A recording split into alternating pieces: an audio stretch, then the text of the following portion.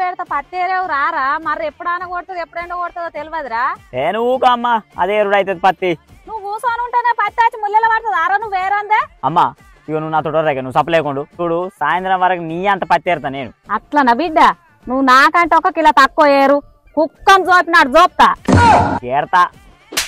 అబ్బా చెట్లు ఇంకొంచెం గుబురు ఉంటే మంచిగా ఉండు చల్లగా వచ్చేది. మంచి ఒక చెంబడు పెరుగు తాగి మామిడి చెట్టు కింద వంటే చల్లగా నిద్ర పడుతుంది. ఇంత పంచేత కాని బాడకావు నా కడుపులు ఎట్లా పుట్టిండో ఏమో. పత్తి చేనులకు అత్తనే నిర్దత్తది దీనికైతే. నీ పత్తి ఎన్ని కిలోలు అయిందమ్మా? 25. నీయి గిట్టి 25 కాకపోవాల బిడ్డ నీకుంటదిరా. సరే నువ్వైతే ముందు నీ బత్తానికి కాంటకాయ్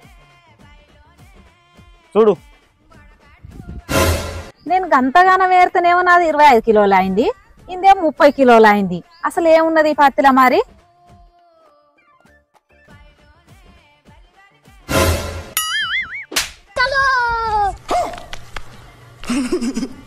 అబ్బ పోడా నువ్వైతే ఇంటికి రారా చెప్పు చీపిరి మెడకెత్తియాల నీకు.